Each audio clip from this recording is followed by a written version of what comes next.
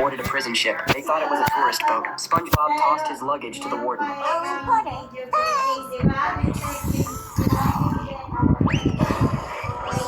Soon they arrived at Prison Island. The warden slowly walked into the prison. The inmates were terrified, sweating buckets. Only SpongeBob and Patrick were unusually excited. Immediately, the warden noticed them. He began...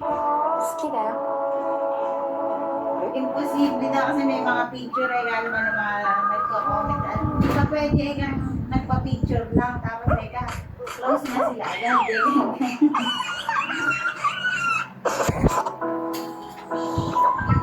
Hindi lang eh.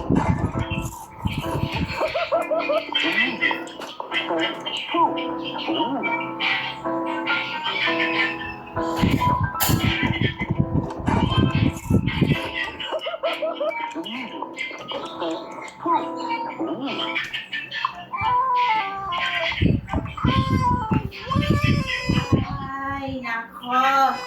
No one can beat my brother's door. Why is it that just this one scene lets us feel the sheer anger of Ultraman Tiga? Hindi naman.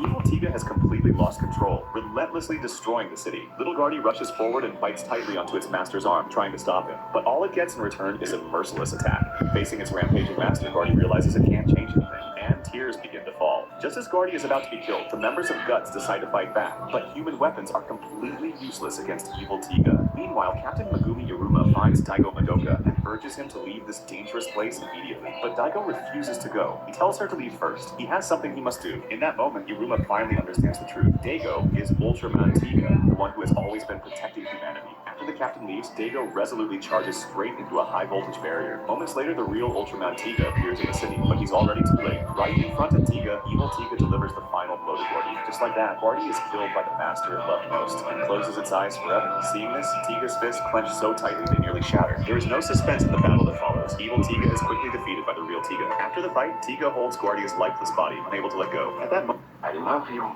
You may as well take my heart, Catherine. POV, dahil araw at... What color are these dumplings?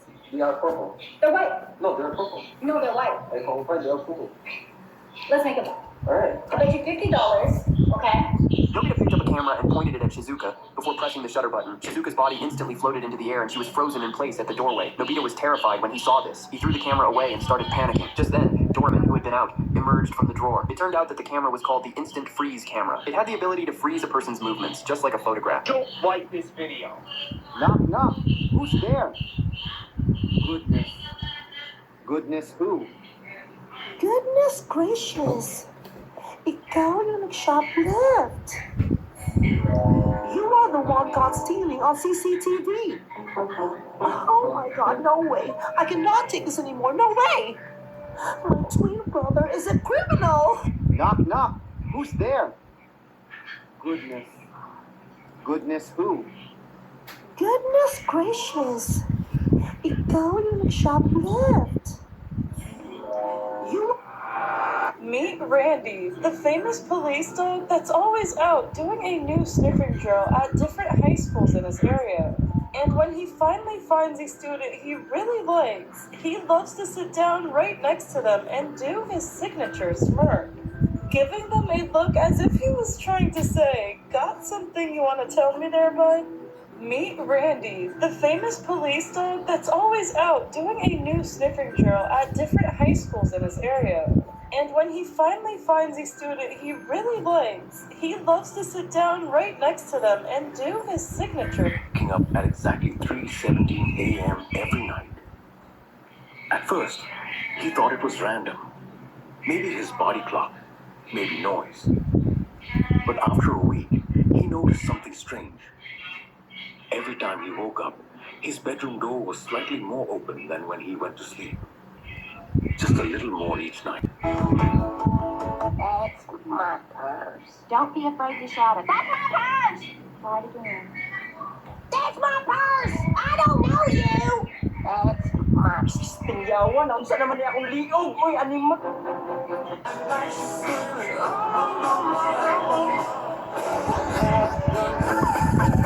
Are you ready? Let's go, baby. Turn that to my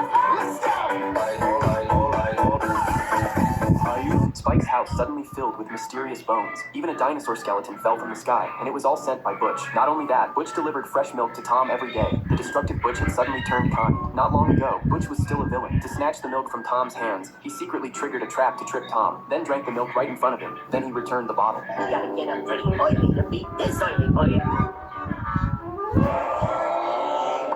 The lady of the house suddenly appeared, mistakenly thinking Tom had drunk the milk. Tom couldn't explain it clearly at all. Two mice were resting in the shade beneath some flowers. When Butch saw them, he snatched the bouquet right away.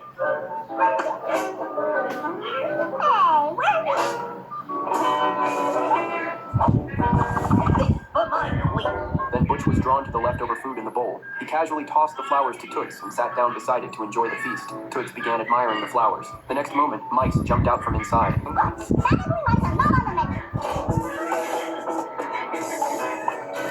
That was delicious. Gotta run. While Butch was reading the newspaper, he found Tack next to him far too noisy, so he snatched Tack's soccer ball and kicked it away. Tack started crying. Unexpectedly, Butch shoved it into the dirt. Tack's cries finally drew Spike's attention. Just as Spike prepared to retaliate, the mistress appeared. Seeing the wilted flowers on the ground, she harshly scolded Spike. Meanwhile, Butch continued his mischief. He secretly used a magnet to steal the fish cans from the house. When the owner went to give the cans to Tom, they were gone. As Tom puzzled over this, he suddenly spotted Butch stealing his pillow. Tom immediately rushed to stop him.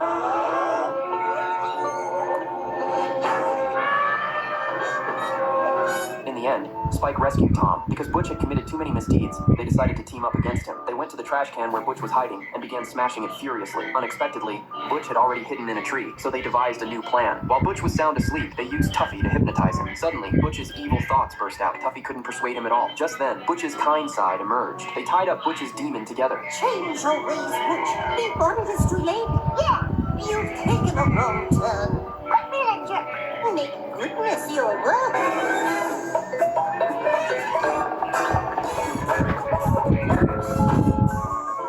When Butch woke up, he was completely changed. First, he sent Tom lots of milk. Then he gave Jerry a new parasol as compensation. Now that's more like it. Right, little fellas? He apologized to Toots by sending another bouquet of flowers.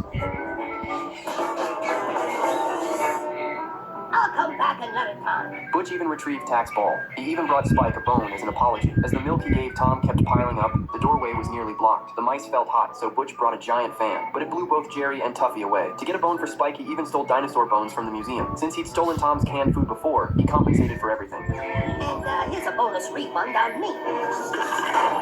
Enjoy. As Jerry prepared for bed, Butch poked his head in to say goodnight.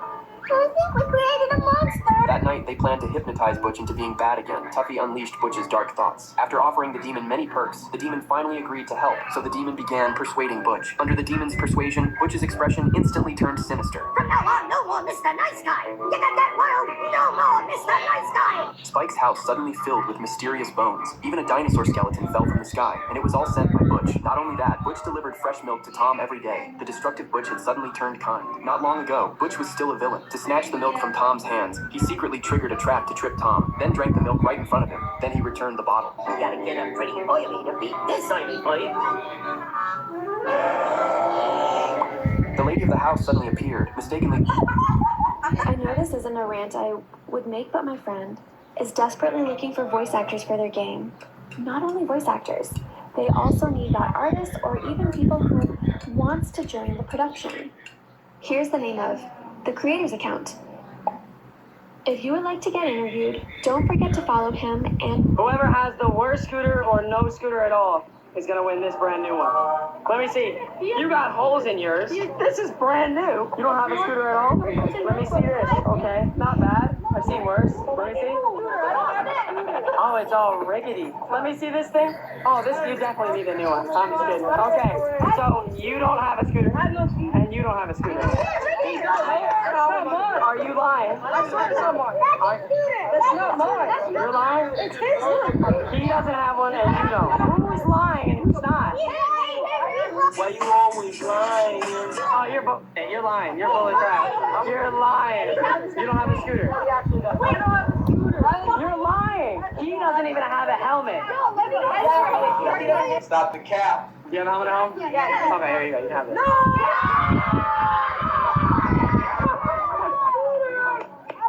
Hey, give me a high five. Nice. Enjoy, buddy.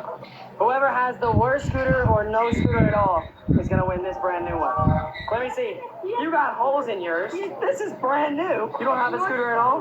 Let me see this. Okay, not bad. I've seen worse. Let me see.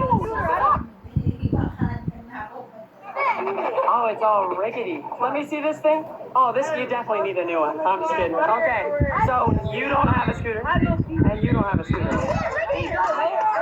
Are you lying?